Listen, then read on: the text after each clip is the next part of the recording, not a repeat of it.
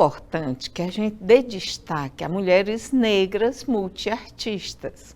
A jornalista, escritora, produtora, cineasta, cantora, rapper Carmen Kemmerly é esta mulher que se destaca na cultura piranhense, do Piauí e do Maranhão. Eu peço licença, que poesia preta é terra sagrada. Playboy tenta imita, mas as verdadeiras saca. Mente descolonizada, já perdemos a paciência. Pretas no poder e no fronte, batemos nessa frequência.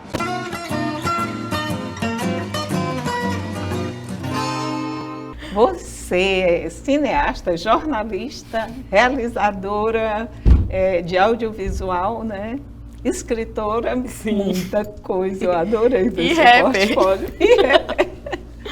Fala aí, como é que foi esse início? Conta um pouco da tua história como artista. Prazer estar aqui, Norma, muito obrigada pelo convite.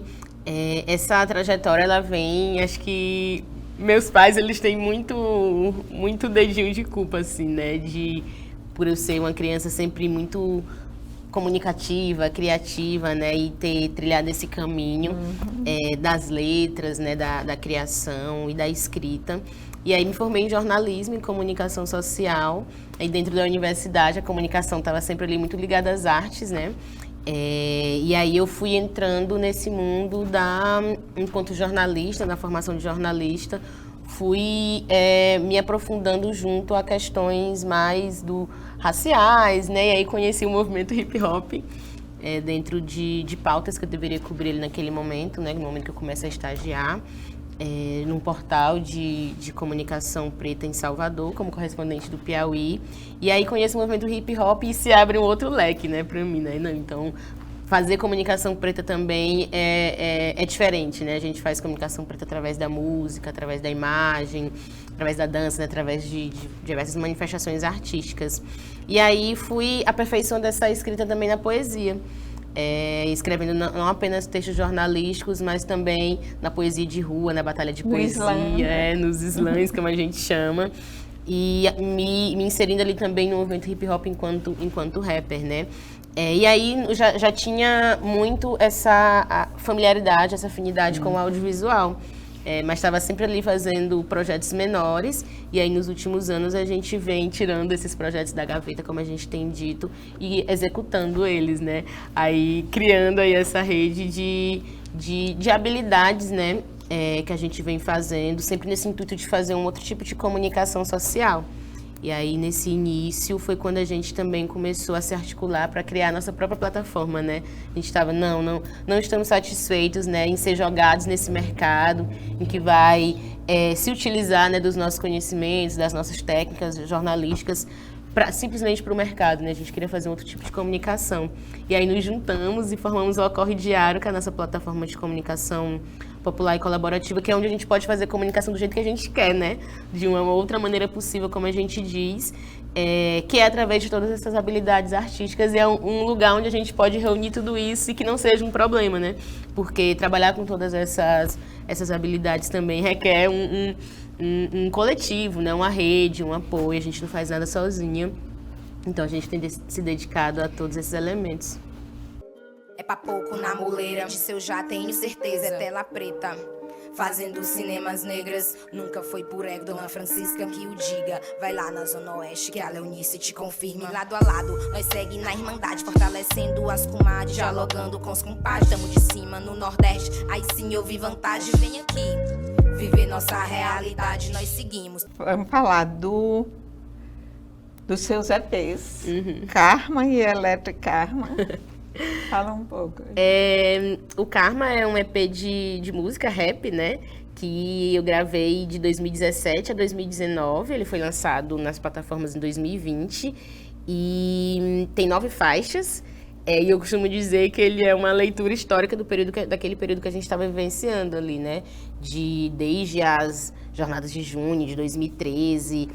foi o processo em que eu também comecei a entrar no movimento hip hop, até 2017, ali com Fora Temer, né, 2016, aquele processo ali de impeachment, né? Então, é um EP que traz toda essa movimentação política que a gente estava vivenciando aqui no Piauí, também no Brasil. E aí eu trago isso nas minhas letras, e eu gosto muito dele porque ele tem muitos feats, né? Tem muitas collabs, tem muitas colaborações de artistas aqui do Piauí que são minhas referências, né? Que eu me referencio, me espelhei no sentido de que quando eu cheguei essas pessoas já estavam, e aí que eram meus parceiros, minhas parceiras, né? Então tem essas pessoas também, ele está disponível nas plataformas. E agora o Electric Karma foi um álbum visual que gravei em 2021, a partir da Lei Aldir Blanc. Ele vai ser lançado. Ele ainda vai ser lançado, né? Quando você grava e não tá...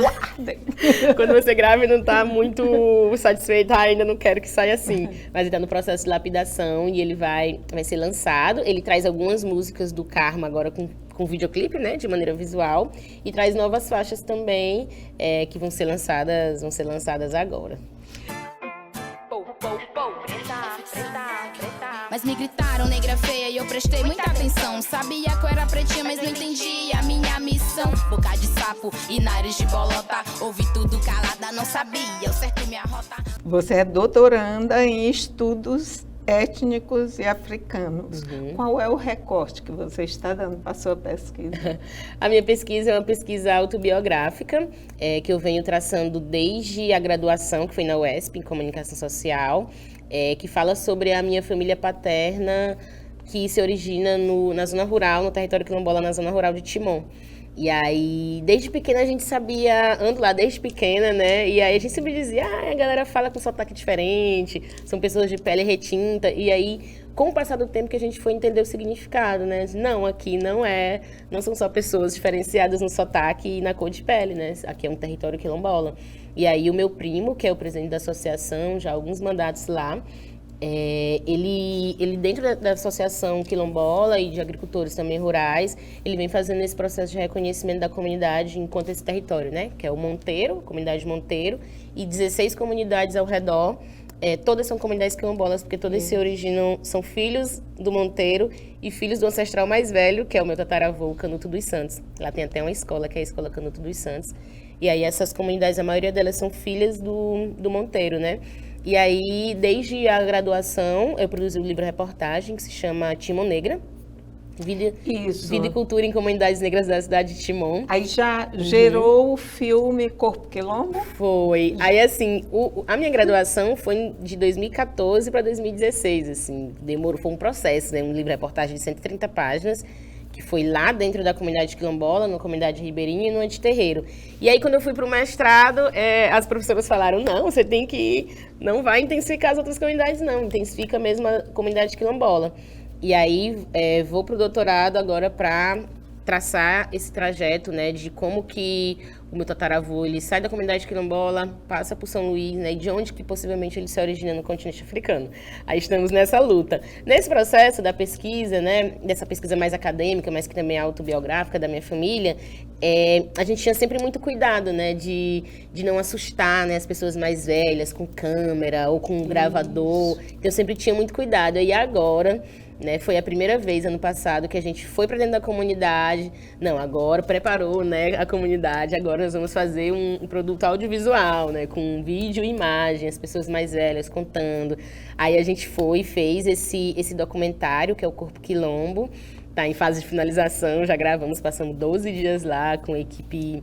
Foi uma imersão, né? Foi uma imersão, fizemos oficinas de corpo, interpretação, de audiovisual quilombola com a Luz Negra, corpo e interpretação com a Tessia Ribeiro, porque a comunidade atuou no filme também, né? A Leide Souza estava até falando, não é um doc híbrido, é um docodrama. Documentário e ficção, é um docodrama.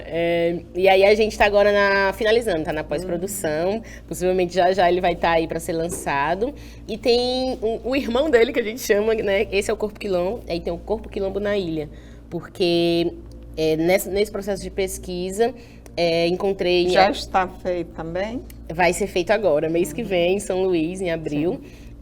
Nesse processo de pesquisa, a gente encontrou alguns documentos do Canuto, que é meu tataravô, que possivelmente é o mesmo Canuto, né? Que a gente está nessa afinação da pesquisa, documentos de prisão dele ainda escravizado em 1848, lá em São Luís. Mais difícil de encontrar, né? No arquivo público, que inclusive está passando por um processo de sucateamento lá, né? Está fechado agora, inclusive. Aí, em 2019, encontrei esses arquivos e a minha pesquisa de mestrado foi em cima deles. E aí agora também vamos vir com esse documentário, que também é um docodrama, na verdade, reconstruindo essas 3 prisões, né? Isso. A partir desses 3 documentos de prisão, reconstruindo essas 3 cenas de prisão do Canuto lá em São Luís. Aí também é um próximo produto audiovisual que vai estar em processo de produção aí nos próximos meses. A comunicação antirracista, que inclusive tem um artigo no livro, ela não se dá na mídia convencional, né? Ela se dá, como você já falou, na mídia alternativa, mas ela está se encorpando, né? Isso.